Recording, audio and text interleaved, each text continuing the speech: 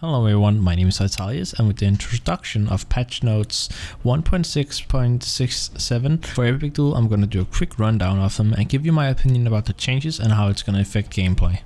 First up on the list is leveling.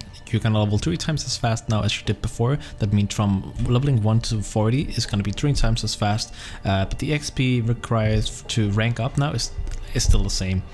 So you're still gonna have to get the 7,500 XP to progress to the next rank. Next up on the list is war cooldowns. It's lowered from 14 days to 7 days. This just means that you're gonna be able to get more influence faster, and you don't have to wait 14 days for war and just 7 days now. Next up is a pretty interesting one, I'd say. It's called Faction Founder Step Down, which means that you as a founder of the faction, you can then rank one of your officers to founder, but when you do so, you're gonna de-rank yourself to officer. So be careful with this. Only do this to people you trust, because you know some asshole might kick you out of your own faction if you did this. So just watch out, and yeah, that's pretty much it.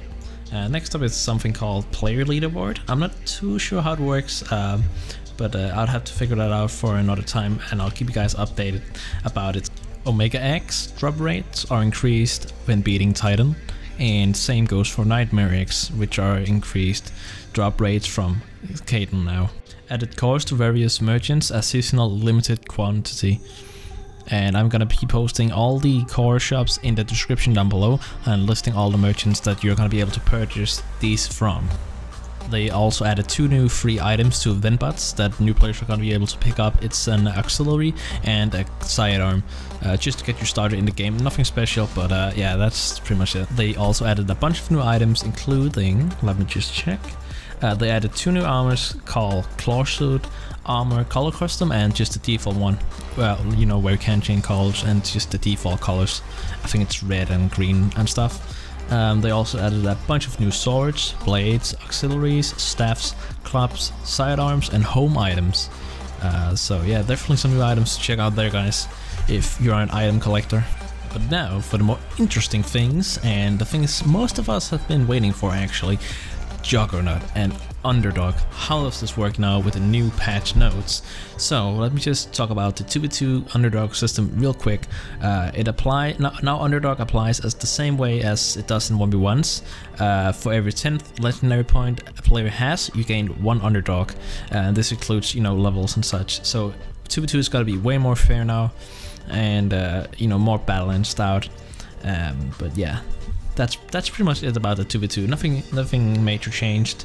But now for the Juggernaut, yeah, you heard it right, Juggernaut. They're actually gonna change something in Juggernaut battle mode, and it's actually a pretty huge nerf for Juggernauts. It's I'd say it's not overpowered, but it's gonna help them a lot. So the matchmaking in Juggernaut, it's gonna match you against enemies that are 5 levels below you. So, you know, you're level 40, you get matched against 35. And they also receive a 20% increasing stat buffs the Juggernaut does. So you get 20% increased stats to Dex, Tech, Strength, and Support. So that's huge. So you can definitely stack a lot of Tech and Dexterity if you wish to do so. Definitely get a lot beefy in those battles. Now for the class changes. First of all, energy gains by level for all classes are now 1.5 instead of 2, so you're gonna have less energy now in battles, or just in general. Now for class abilities, with a few nerfs and some pretty big buffs for certain classes, especially mercenaries. You know how mercenaries was out of the game. They pretty much sucked and they were non-existent. No one plays them, and they were just garbage. It's like, yeah, it was like a joke of the game, but now they're actually making a return, and I've heard quite a few people say and tell me that they're gonna change class to mercenary, because it seems like it's gonna have a really good chance in the game now. So first up, Static Smash. Energy gained increased from 75 to 100% of energy drained. This just means that you're gonna get all the energy back you drained from the enemy. And they also got a buff to Blood Commander. Strength given from 60 to 75%, so you're gonna get 15% more strength now, which is huge. And last about the mercenaries is Bunkerbuster deals 10% increased damage, but I want to talk about the Blood Commander real quick. I actually think the mercenaries are gonna be rocking strength pulls again. Of course, it's not gonna be the only thing that's gonna be played by them, but it's definitely gonna be one of the things in my opinion. And I would definitely try it if I, go mercenary once.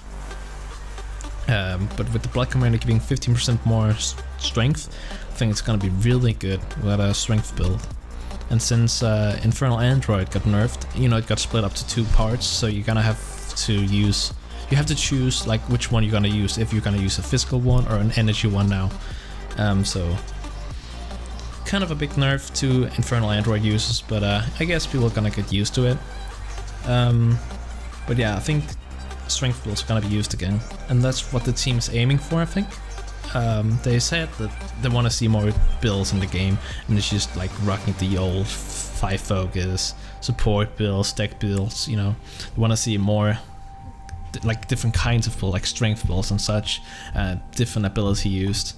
And that's, you can pretty much tell that from the Bunkerbuster damage increased by 10. They want to, make people use that on later levels too. But yeah, anyways, let's move on to the next class. Now, Bounty Hunter with some pretty big nerfs and a few buffs, I'd say. Yeah, they are buffs out. Yeah.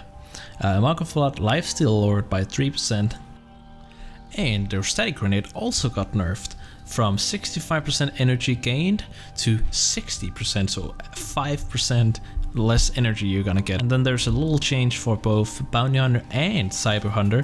Massacre energy required lowered by 20. So at max rank it's gonna be 560 instead of 580, which is gonna be, a little change. It means you're gonna get more stats into what, strength or support, whatever you might use. And same goes for Shadow Arts, energy required by 10.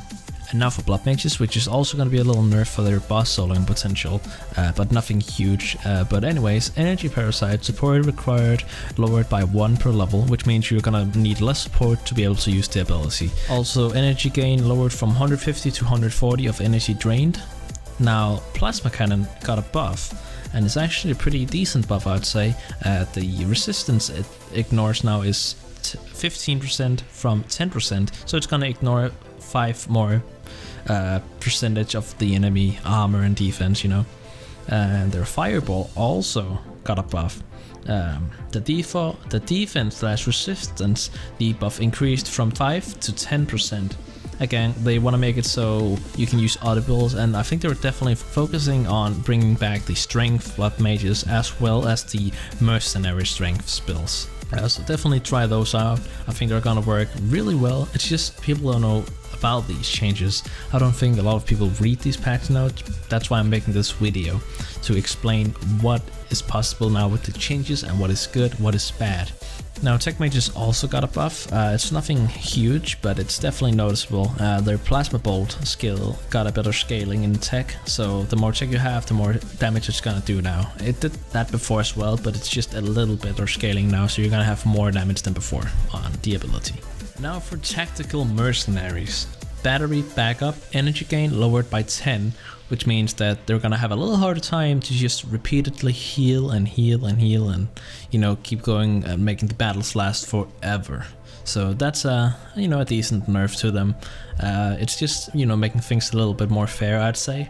And I wouldn't say it's gonna change their gameplay as such, but just a tiny bit. It's gonna be a little harder to repeatedly heal yourself over time. Now my favorite part that I've been complaining about the past month. AoE abilities, like Multi-Strike, Plasma Rain and Artillery Strike. Now those actually got nerfed pretty hard, I'd say. The cooldowns are now increased to 3 turns instead of 2, so you're definitely gonna see a lot less stat abuse in 2v2 and maybe even 1v1. So I think people are gonna be using different builds now. I mean, they're not bad by any means now, but they're just a little worse, and they're definitely gonna get countered a little more easy. So yeah. Now guys, that is my video about the patch notes 1.667. Hope you guys enjoyed the video, and if you did, leave a thumbs up and subscribe, and remember to check out my friends' channels and follow their Twitter down below.